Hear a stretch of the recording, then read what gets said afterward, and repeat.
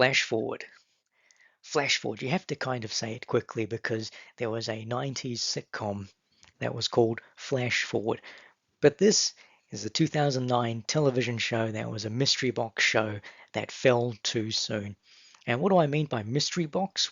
Well, it really just refers to shows that were complex, had interweaving plot lines and characters that tied everything together. You have to think along the lines of shows like Lost, Fringe, and The X-Files. I think those are the best examples. So mystery, drama, sci-fi.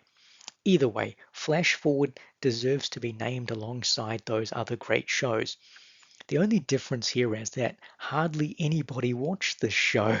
It was completely passed over and forgotten.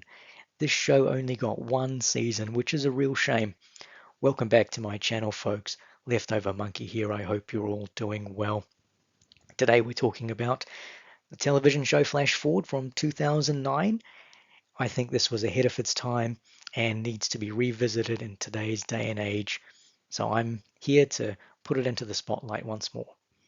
What was this show about and what made it so interesting? Well, it's complex, but I'll try and summarize it for you. Basically, one day everyone on the planet has a blackout for 2 minutes and 17 seconds. During that time, they get a vision of their future 6 months from the day the blackout occurred. Now, obviously, people blacking out for 2 minutes or so is going to cause some pretty widespread destruction. Imagine if you were driving your car or on a construction site, hell, even if you were just walking down some stairs, absolute chaos. So the government agencies around the world get together to set up task forces to investigate whether this was a natural occurring event or whether it was something more sinister, man-made. Pretty intriguing concept. But where this show really shined was with the characters and their journeys that they go through after the blackout, after the event. And look, the show's got some pretty good talent in it. You've got Joseph Fiennes and John Cho as the main leads, but there's also a great supporting cast to assist them. Now, you might already be trying to think of some plot holes, and there are certainly plot holes in this show. But I think the biggest one most people had concerns about was regarding the visions and around other countries and places will have different time zones.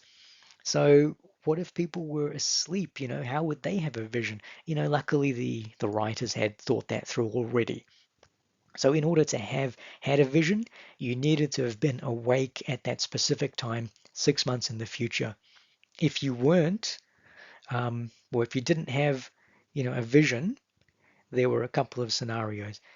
You were either asleep unconscious or you were unfortunately no longer with us. You were dead. And that, my friends, that, ladies and gentlemen, added some serious gravitas to the show.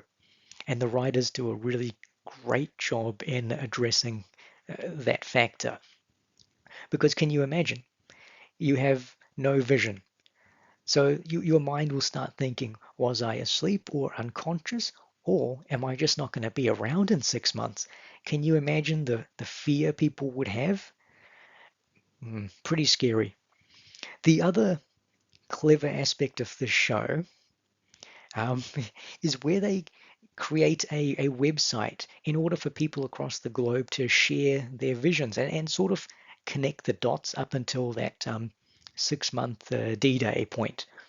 And of course, to complicate things, there are going to be people that take advantage, lie, and use the information, the visions that are being written out for their own gains. And this, of course, leads to a lot of mistrust and it divides people. And then the question gets put forward around whether the visions should be shared or not. I think that this is one of the more realistic aspects of the show, actually, because I can actually see this happening in real life if an event like this occurred. There would be online forums and websites created so people can connect and potentially use and misuse. So pretty clever, pretty clever. The show also poses the question, is your future predetermined? Is it destiny?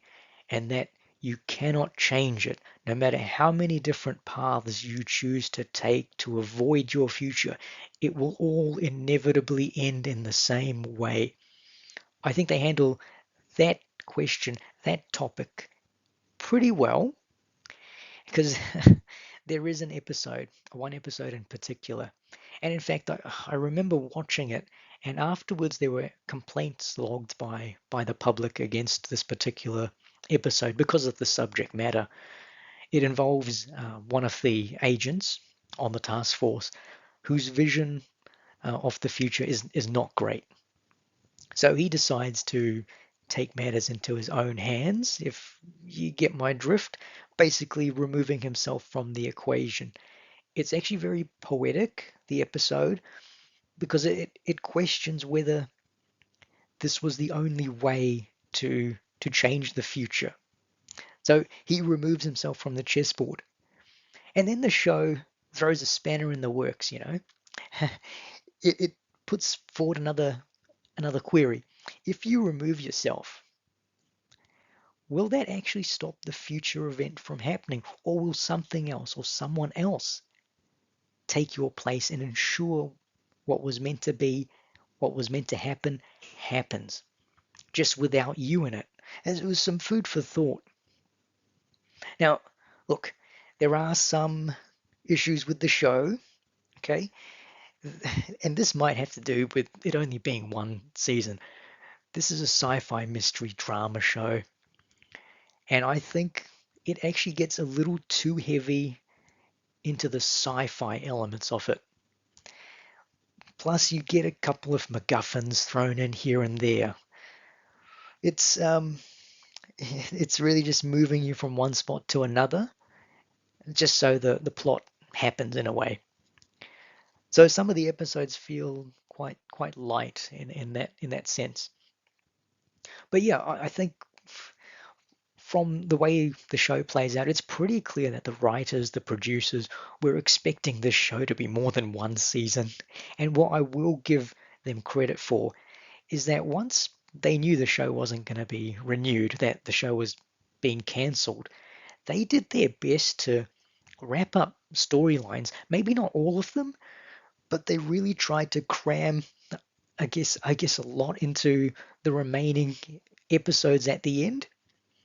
And surprised me, they actually gave it an ending. It's not a perfect ending, but it is an ending, and it lets you, I guess, it leaves it to your imagination, anything after that. I'm sure there were a number of reasons why people didn't get into this show, whether it leaned too much into sci-fi or whether it was on at the wrong time of day. Might be a combination of both.